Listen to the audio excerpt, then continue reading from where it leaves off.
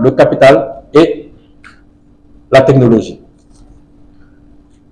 En plus de Yakaar-Teranga, nous avons le projet du réseau gazier du Sénégal, évalué à 1,42 milliard de dollars, qui est censé transférer ce gaz issu de GTA et de Yakaar-Teranga vers les centrales à gaz. Nous en avons 5 aujourd'hui, et il y a une autre centrale à gaz qui est portée par le FONSIS, qui sera construit, qui va permettre au Sénégal de disposer 6 centrales à gaz et participer à la souveraineté énergétique. Next. La mise à niveau de SAR et la nouvelle raffinerie SAR 2.0, la base pétrolière en amont, le coût actuellement, peut-être le directeur général du BOX pourra y revenir. Actuellement, il fait un travail remarquable pour accompagner les ministères sectoriels à évaluer les projets qui seront soumis aux investisseurs. Le renforcement et extension du réseau de transport, au moment où je vous parle, le ministre de l'Énergie est en Chine pour nouer des partenariats pour renforcer justement et sécuriser notre réseau de transport électrique. Et le réseau Intelligence Smart Green qui est censé coordonner la mise en place aujourd'hui et la production et la distribution de ce réseau de transport électrique. Next. Au-delà de la souveraineté énergétique, nous proclamons et nous souhaitons proclamer la souveraineté alimentaire à travers 3 grands projets. Le grand transfert de l'eau, évalué à 1,3 milliard de dollars. L'alimentation en eau potable du triangle Dakar-Bourg-Thiès et de Touba, évaluée à 8,5 millions de personnes. L'irrigation des zones de Niayes couvrant une superficie de 2759.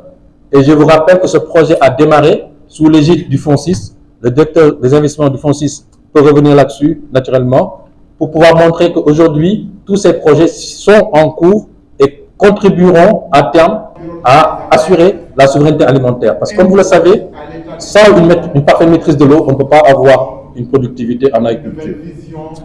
L'autre projet, justement, en joignant le développement et la production du gaz avec nos ressources en phosphate, l'usine Durée, 70 millions de tonnes par an, c'est la consommation actuelle du Sénégal.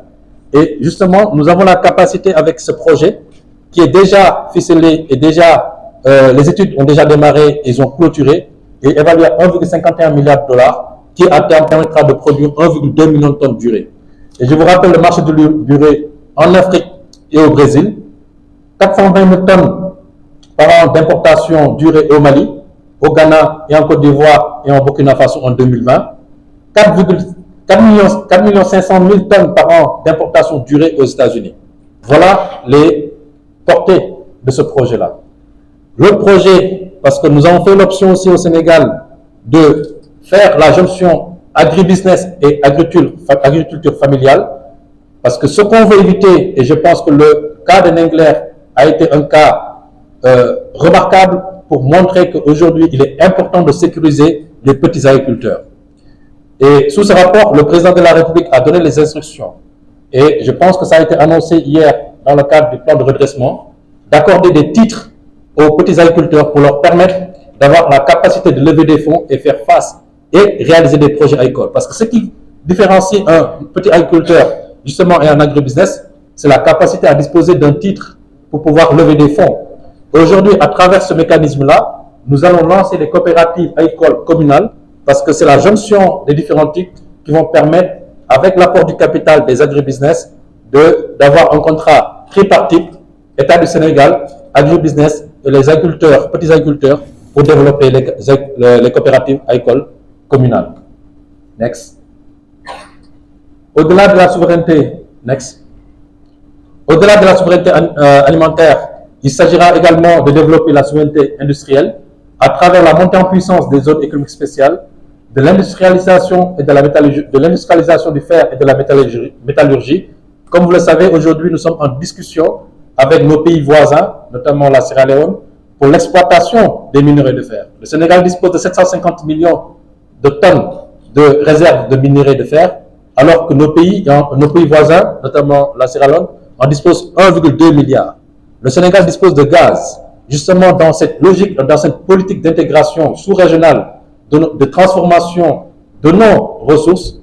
Un accord aujourd'hui a été trouvé pour développer ces corridors industriels-là et transformer, que ce soit pour le fer et l'aluminium, localement, au lieu de les mettre dans des barges et les expédier dans des pays comme la Chine, qui sont les premiers importateurs de ces minerais-là.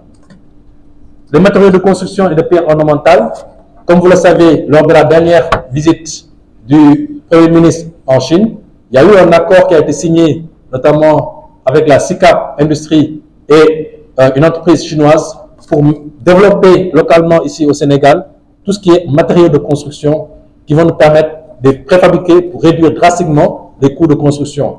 Et ça me plaît aujourd'hui de vous annoncer que mardi prochain, nous allons signer officiellement cet accord d'implémentation au niveau de la zone économique spéciale de Diass qui va permettre au Sénégal de développer davantage et de réduire les coûts de matériaux de construction et réduire les coûts de logement naturellement. Next. La souveraineté industrielle toujours à travers les phosphates de Matam, je l'ai annoncé. L'industrie pharmaceutique, et il me plaît de voir ici M. Massamba Sey qui a été aussi du voyage en Chine et qui a eu à signer un accord avec un grand industriel dans le domaine de l'industrie pharmaceutique. Et très bientôt, au niveau de la zone économique spéciale, il va développer des solutés. Et je pense que c'est l'occasion aussi, et on va y revenir, le Forum Investing Sénégal, avec les investisseurs institutionnels comme le Fonds 6, ou bien les investisseurs privés comme Investis Capital, d'où la raison de leur présence. Comment accompagner ces initiatives-là pour pouvoir développer, lever des fonds et développer des industries, et que nous, derrière l'État du Sénégal, on mettra à votre disposition des garanties nécessaires, tant sur le plan du foncier, l'accès au foncier, facilitation, mais également des incitations fiscales et douanières pour pouvoir dérisquer les projets et réaliser des projets et permettre au Sénégal de rentrer dans l'ère de l'industrialisation. Les agropoles, aujourd'hui, nous en avons 4. 2 sont en réalisation, 3 sont en projet, pilotés en partie avec le Fonds 6, qui constituent aussi des opportunités d'investissement pour accueillir en tout cas des unités, que ce soit agro-industrielles ou bien des unités agricoles, en ce sens. Next. On ne peut pas avoir de l'énergie, la souveraineté alimentaire, la souveraineté industrielle, sans une souveraineté logistique. Aujourd'hui, toute la logistique sénégalaise, en tout cas qui exerce au niveau du Sénégal, est détenue par des entreprises étrangères, que ce soit le port, que ce soit les plateformes industrielles, DP World, AGL. Aujourd'hui, il nous faut développer cette souveraineté en termes de logistique.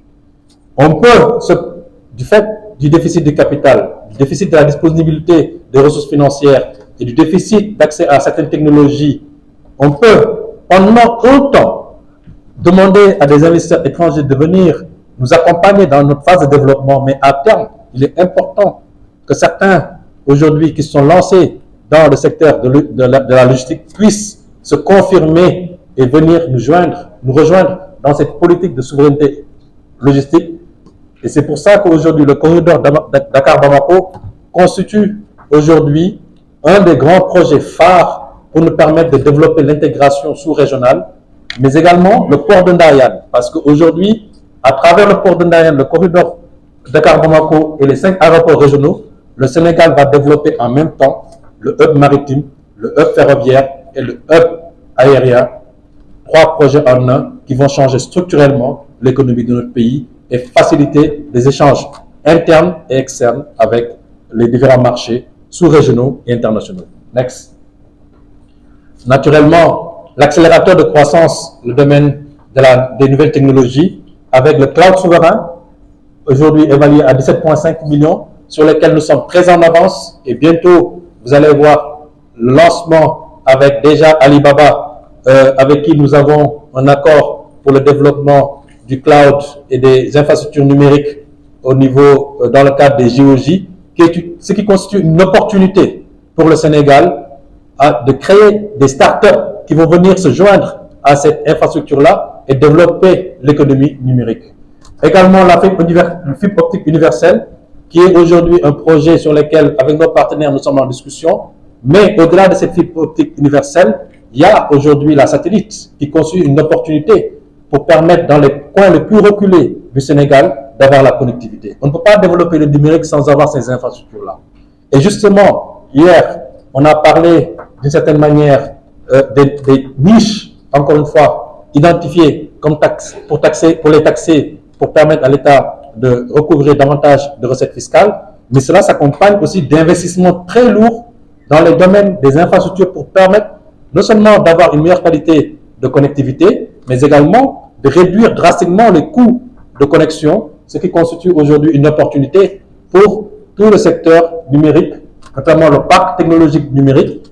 Et sans dévoiler un projet, quand le président est allé rencontrer le président Trump, il a parlé d'un nouveau projet en gestation, Digital Financial City, qui sera lancé très bientôt. Next.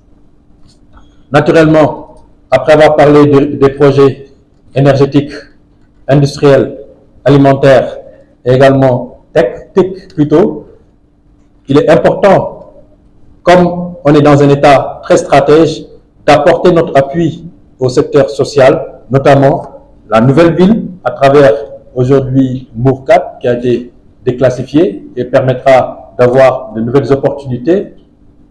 Les 5 hôpitaux régionaux, aujourd'hui des projets qui sont confiés au Fonds 6 et surtout l'objectif d'atteindre 0% d'abri provisoire. Next.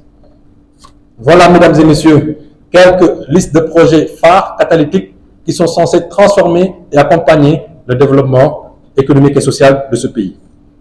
Permettez-moi aussi de revenir sur un point extrêmement important. Tous ces projets devant être réalisés ne pourront se réaliser que dans un cadre, en tout cas, de climat des affaires assaini. À ce titre, pour atteindre ces objectifs, le Sénégal a amorcé plusieurs réformes structurelles destinées à renforcer la prévisibilité et la transparence de son cadre des affaires, notamment à travers le nouveau code des investissements qui renforce l'accès aux incitations et simplifie les démarches, le code général des impôts qui élargit l'assiette fiscale tout en assurant une meilleure administration de l'impôt sans augmenter les taux, le code des douanes qui modernise et fluidifie les procédures frontalières pour stimuler le commerce. Ces réformes permettront de disposer d'un environnement plus compétitif, lisible, fluide et sécurisé qui facilite la promotion de l'investissement privé. Next. Un autre facteur clé d'attractivité réside de la montée en puissance des zones économiques spéciales et plus récemment de ce qu'on peut appeler des zones aménagées pour l'investissement. Les zones économiques spéciales offrent aux investisseurs un environnement sécurisé et fiscalement avantageux, tandis que les zones aménagées pour l'investissement introduisent une innovation majeure, la mise en disposition du foncier aménagé avec des infrastructures de base déjà disponibles, notamment les routes, énergie, eau, fibres optiques. Ce dispositif réduit considérablement les coûts d'implémentation et accélère la concrétisation des projets et permet surtout de rapprocher l'investissement privé des territoires en favorisant autant l'entrepreneuriat national que l'investissement étranger. C'est dans ce cadre-là aujourd'hui que nous sommes en train de démarrer un projet pilote au niveau de Médina Yoro Fula, sur une superficie de 30 hectares. Nous sommes en train d'implanter la Sonacos, qui aujourd'hui, avec l'augmentation de sa capacité de production, notamment de l'arachide, est en train d'installer une unité industrielle de transformation. Cette unité a pour but aujourd'hui, cette superficie, au-delà de Sonacos, nous allons créer un cluster de transformation des produits locaux au niveau et faire de Sonacos un point d'ancrage d'une zone économique aménagée. Next. 4 stratégies de la RFR, ces avancées se déroulent dans un cadre macroéconomique en redressement grâce à la loi de finances rectificative 2025 et au plan de redressement économique. Au niveau de la loi, la LFR 2025 poursuit 4 priorités. L'apurement des dettes de l'État envers le secteur national, des entreprises nationales privées, la relance de l'investissement public productif, le soutien à l'investissement privé via le PPP et l'amorce de la souveraineté alimentaire. Quant au plan de redressement du Banticom, il traduit une rupture profonde dans la gestion des finances. Il mise sur une mobilisation endogène des ressources, plus de 4 600 milliards sur 2025-2028, financés à 90% par des ressources internes sans endettement. Mesdames et messieurs, je pense qu'à ce niveau-là, on peut s'arrêter et profiter de ce moment pour féliciter véritablement le président de la République, mais surtout féliciter le Premier ministre et son gouvernement pour ce brillant exposé qu'il a eu à faire hier, mais également pour cette idée, en droite ligne avec notre conviction politique, de mobiliser d'abord les ressources internes pour faire face à nos dépenses avant de faire appel à tout partenariat extérieur, partenaires techniques et financiers, multilatéraux, bilatéraux, parce que tout simplement notre souveraineté dépend de notre capacité à mobiliser, à financer nous-mêmes notre propre politique. Et aujourd'hui, grâce aux différents services de l'État, parmi lesquels FONSIS, l'APEX et le BOX, l'État du Sénégal est en train de proposer aux Sénégalais un modèle économique endogène qui va à terme nous permettre de nous départir de cette dépendance vis-à-vis de l'investissement étranger et de l'investissement des partenaires techniques et financiers à terme. La pertinence du forum, mesdames et messieurs, c'est dans ce sillage que l'organisation du forum Invest in Sénégal 2025 trouve sa pertinence. Ce rendez-vous s'inscrit pleinement dans notre volonté de faire du Sénégal un acteur incontournable de l'économie africaine et mondiale, en rassemblant autour d'une même table, sous l'égide de son Excellence, le président de la République, Bassirou Diomaye Faye, les forces vives du pays, les investisseurs nationaux et internationaux, les décideurs publics et privés, ainsi que nos partenaires techniques et financiers venus du monde entier. Ce cadre est une plateforme sénégalaise, mais aussi africaine, destinée à valoriser les atouts de notre pays. L'édition de 2025 aura pour hôte l'Arabie Saoudite et accueillera également des partenaires de premier plan tels que la Chine, les Émirats Arabes Unis ou encore l'Égypte. Ce sera l'occasion de sceller des alliances stratégiques et de promouvoir des projets transformateurs du Sénégal au service de l'Afrique. En conclusion, mesdames et messieurs, le Sénégal avance avec une vision claire, bâtir une économie souveraine, compétitive et résiliente, ouverte aux partenariats équilibrés et aux investissements durables. Nous comptons sur vous, presse nationale et internationale, pour être bien plus que de simples relais. Nous souhaitons vous considérer comme de véritables partenaires stratégiques de ce forum. Votre influence, votre professionnalisme et votre capacité à informer largement et avec rigueur seront déterminants pour vulgariser les nombreux atouts du Sénégal. Grâce à votre implication, les opportunités offertes pour le Forum Invest in Sénégal 2025 seront connues bien au-delà de nos frontières, attirant les acteurs internationaux et désireux de contribuer au développement durable et à la transformation économique de notre pays.